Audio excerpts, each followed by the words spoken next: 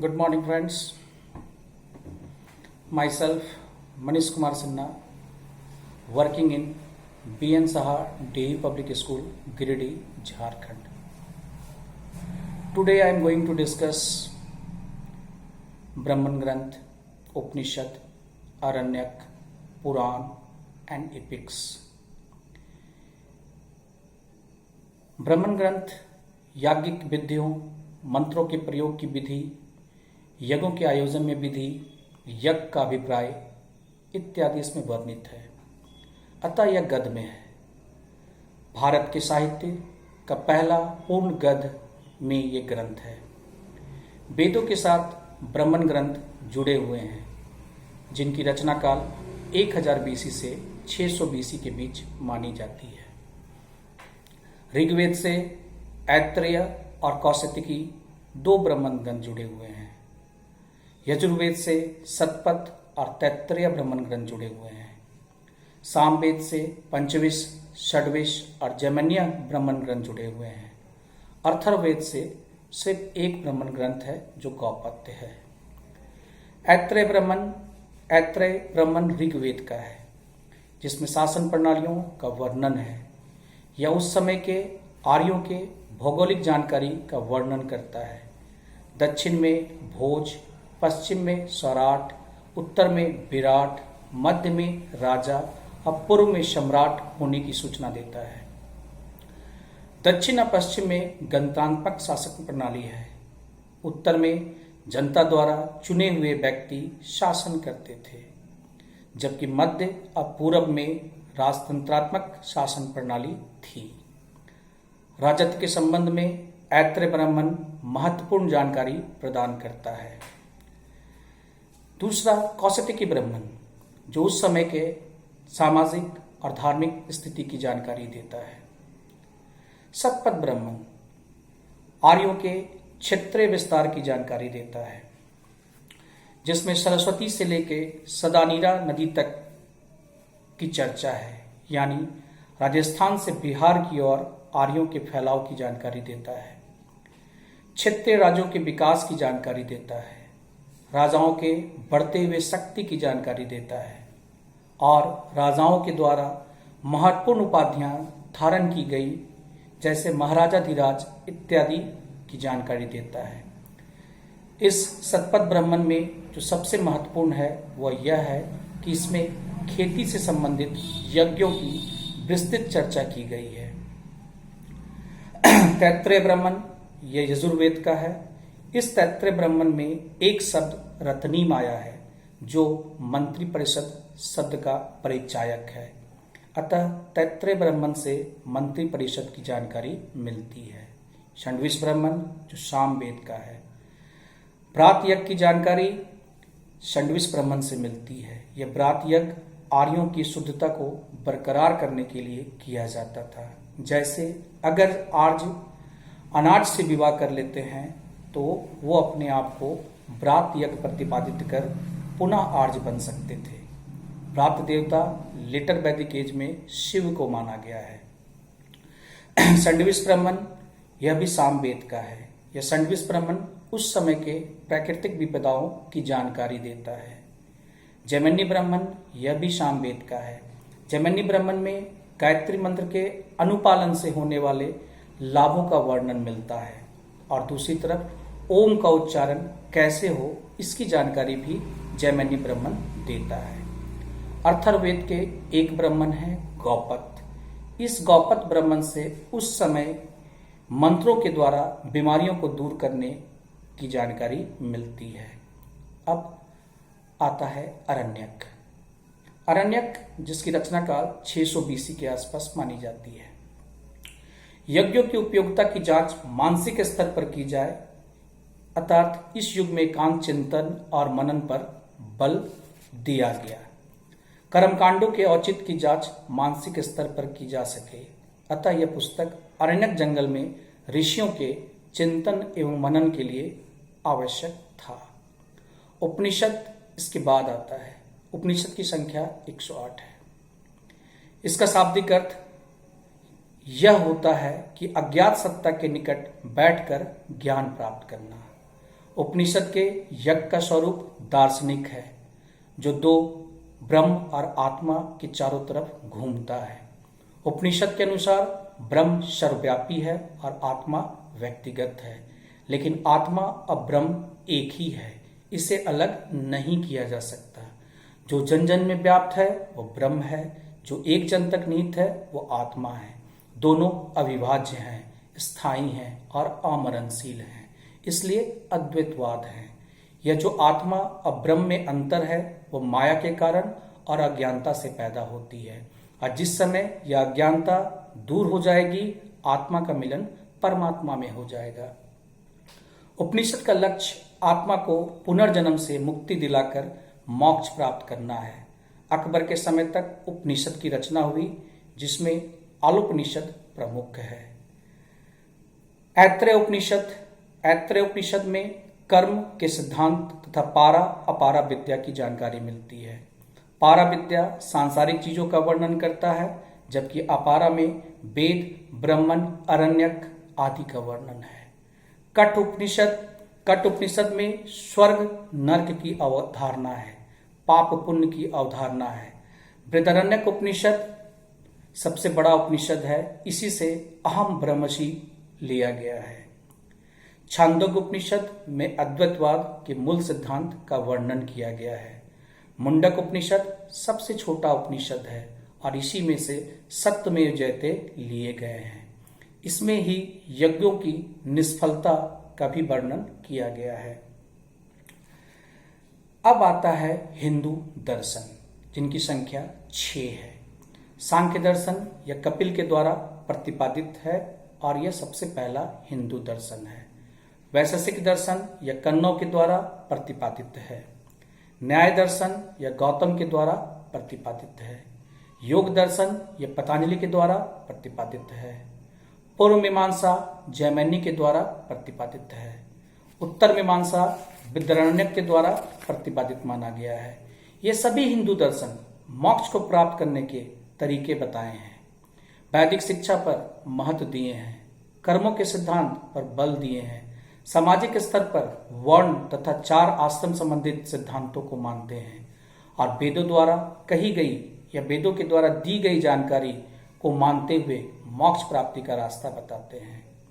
इसके उपरांत हमारा स्मृति साहित्य आता है, जिसमें पहले आते हैं शिक्षा। सही उच्चारण और वैदिक ऋचाओं का सही निरूपण की व्याख्या इसमें की गई है। मुख्य इतिहासकार के द्वारा पाणिनि को इसका उद्घोषक माना गया है। दूसरा, व्याकरण, पाणिनि को ही इसका उद्घोषक माना गया है। इसका ज्ञान भाषा को स्थिर करने के लिए आवश्यक माना गया है। निरुक्त शब्दों के व्युत्पत्ति या एटिमोलॉजी से संबंधित है। यज्ञ को इसका उद्घोषक माना गया है। निरुक्त में वेदों के कठिन शब्द को एक जगह संग्रह कर उसकी व्याख्या की गई है। ज्योतिष इसके उद्घोषक लगत को माना गया है। यज्ञों का आयोजन किस तिथि पर, किस समय पर और किस नक्षत्र में हो, इसकी जानकारी ज्योतिष से मिलती है। कल्प के उद्घोषक गौतम है। इसमें याज्ञिक क्रियाओं के आयोजन का वर्णन किया गया है, जिसे हम लोग 3 भाग में बांटते हैं। श्रोत सूत्र, जिसमें बड़े यज्ञों का आयोजन करने संबंधित नियम दिए गए हैं, और इसी के अंतर्गत शूल सूत्र है। यह वेदिकाओं के निर्माण, उसके आकार प्रकार का वर्णन है। इतिहासकार शूल सूत्र को प्राचीनतम ज्यामिति या ज्योमेट्री का आधार मानते हैं। गृह सूत्र घरेलू जीवन में होने वाले साधारण यज्ञों का वर्णन करता है। धर्म सूत्र इसमें धर्मनिरपेक्ष कानूनों और उसके प्रशासन का वर्णन दिया गया है। छंद, पिंगल को इसका उद्घोषक माना गया है। इसमें रचनाओं को छंदोबद्ध करने की जानकारी मिलती है। अब आता है हमारा स्मृति साहित्य, जिसे हम उपवेद कहते हैं। जैसा कि हम जानते हैं कि हर एक वेद धार्मिक विषय वस्तु को लिया हुआ है, लेकिन हर एक उपवेद धर्मनिरपेक्ष विषय वस्तु को लेकर बना है। ऋग्वेद का उपवेद आयुर्वेद है, इसका मतलब चिकित्सा विज्ञान है। यजुर्वेद का उपवेद धनुर्वेद है, इसका मतलब यह शस्त्र विज्ञान है। सामवेद का उपवेद गंधर्व वेद है। इस उपवेद का तात्पर्य संगीत शिक्षा से संबंधित है। अथर्ववेद का उपवेद शिल्प वेद है जो वास्तुकला से संबंधित है और वास्तुकला के क्षेत्र में पहला टेक्स्ट मानसार को माना जाता है। रामायण जो हमारे इपिक के अंतर्गत आते हैं, जिसकी रचना काल 700 BC से लेकर 400 AD के बीच मानी जाती है। इसके मुख्य श्लोक 12,000 हैं, किंतु अब इसकी संख्या बढ़कर 24,000 हो गई है। द्वापर युग में इसकी रचना हुई है। रचयिता वाल्मीकि को माना गया है। रामायण 7 कांड में विभक्त है। प्रथम 5 कांड इसके मूल हैं और 2 कांड बाद में जोड़ा गया है। प्रथम और सप्तम कांड में राम को विष्णु का अवतार माना गया है। यद्यपि यह एक धार्मिक ग्रंथ के रूप में माना जाता है, किंतु इसका विषय वस्तु धर्मनिरपेक्ष स्वरूप लिए हुए है। यह आर्यों के भौगोलिक विस्तार की जानकारी तथा आर्यों और अनार्यों के बीच हुए युद्ध का विस्तृत विवरण प्रस्तुत करता है। इसके बाद महाभारत आता है। महाभारत का संकलन त्रेता युग में होता है, अतः संकलन के संबंध में महाभारत रामायण से पहले आता है। महाभारत 18 पर्व में विभक्त है। महाभारत के रचयिता वेद व्यास हैं, जिन्हें हम कृष्ण द्वैपायन के नाम से भी जानते हैं। आरंभिक काल में इसमें से 20,000 श्लोक थे, किंतु इसकी संख्या भी बढ़कर 1 लाख के आसपास हो गई है। इसका मूल नाम जय संहिता कहा जाता है। यह 2 कबीलाओं के प्रभुत्व के लड़ाई की जानकारी देता है। कबीलों के राजनीतिक प्रभुत्व के लिए हुए युद्ध की जानकारी देता है। यह कबीलाई युद्ध आर्यों के मध्य हुआ था। रामायण 4 वर्ण और ब्राह्मणों की शुद्धता पर बल देता है। महाभारत में वर्णित है कि एक शूद्र भी कर्म के अनुसार क्षत्रिय हो सकता है। महाभारत वर्ण की शुद्धता पर बल नहीं देता है। बाल विवाह की सूचना नहीं मिलती है। बहुपत्नी और बहुपतित्व की जानकारी मिलती है। 8 प्रकार के विवाह पद्धति की जानकारी मिलती है, जिसे हम 2 भाग में बांटते हैं। अनुलोम विवाह, जिसमें उच्च वर्ण का लड़का और निम्न वर्ण की लड़की आती है। प्रतिलोम विवाह, जिसमें निम्न वर्ण का लड़का और उच्च वर्ण की लड़की आती है। महाभारत के भीष्म पर्व में महत्वपूर्ण भगवत गीता है, जो वेदों की प्रामाणिकता पर विश्वास रखता है, वर्णाश्रम धर्म पर जोर डालता है, आत्मा की अमृत को मानता है, किंतु यज्ञों में बलि पद्धति का विरोध करता है। महाभारत के आदि पर्व में अशोक सम्राट को महासूर कहा गया है। शांति पर्व में राजधर्म अनैतिकता की बातें कही गई है। शांति पर्व सबसे लंबा अध्याय है। पुराण की संख्या 18 है। जो प्राचीन परंपरा से चली आ रही है वही पुराण कहलाती है। पुराण का इतिहास में कालक्रम को निर्धारित करने में सबसे बड़ा योगदान है। विष्णु पुराण यह सबसे पुराना पुराण है, जो मौर्य वंश के वंशजों और उनके इतिहास की विस्तृत जानकारी प्रस्तुत करती है। मत्स्य पुराण शिशुनाग वंश, आंध्र वंश, सातवाहन, आरंभिक गुप्त की जानकारी देता है। वायु पुराण गुप्त की वंश की जानकारी प्रस्तुत करता है। भागवत पुराण तत्कालीन समय में उदित हुए कई धार्मिक संप्रदायों के उद्भव को प्रस्तुत करता है। यह भागवत पुराण इसलिए महत्वपूर्ण है क्योंकि भागवत पुराण यह जानकारी देता है कि मौर्यों ने 137 साल तक शासन किया था। अब आती है स्मृति ग्रंथ, जिसमें प्रमुखतः मनुस्मृति, याज्ञवल्क्य स्मृति, बृहस्पति स्मृति, कात्यायन स्मृति, नारद स्मृति का स्थान आता है। मनुस्मृति को मानव धर्मशास्त्र भी कहा जाता है। मेघातिथि ने मनुस्मृति पर टीका लिखा। मनुस्मृति मौर्योत्तर वंश के बारे में जानकारी प्रदान करता है। याज्ञवल्क्य स्मृति विज्ञानेश्वर ने याज्ञवल्क्य की स्मृति पर टीका लिखा, जो मिताक्षर कहलाई। यह हिंदू सिविल लॉ का आधार है। यह याज्ञवल्क्य स्मृति भी मौर्योत्तर वंश के बारे में विस्तृत जानकारी प्रस्तुत करता है।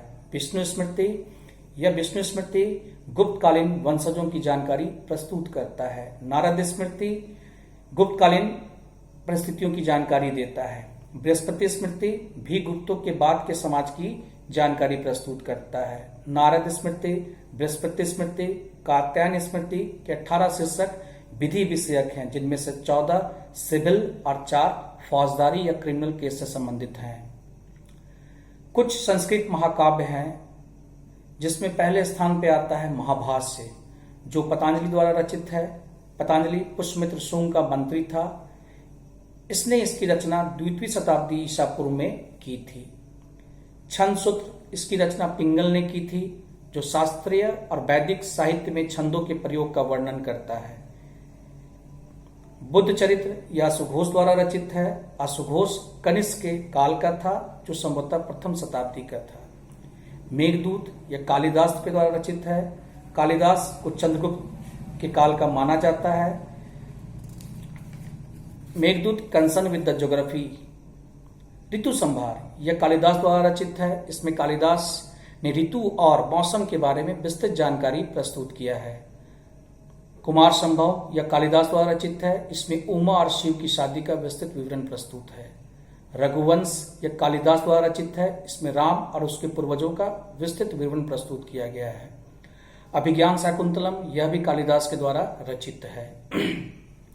कृतार्जुनियम यह वैरवी द्वारा 634 एडी में लिखा गया है। यह अशोक के अहिहोल के अभिलेख इंस्क्रिप्शन में वर्णित है। इसकी रचना भैरवी ने 634 एडी में की थी। कृतार्जुनियम इसलिए महत्वपूर्ण है क्योंकि इसमें वर्णित है किस प्रकार अर्जुन ने शिव से ईश्वरीय शक्ति की प्राप्ति की थी। शिशुपाल वध इसकी रचना माद ने 7th सेंचुरी एडी में की है। जानकी हरण यह कुमारदास द्वारा लिखित है। इसकी रचना 7th सेंचुरी में हुई है। यह किताब इसलिए महत्वपूर्ण है क्योंकि इसमें अलंकार अर्थात एक ही शब्द का बार बार प्रयोग होना, जैसे सारंग, हवा, द्वीप और स्त्री तीनों के लिए प्रयोग होता है।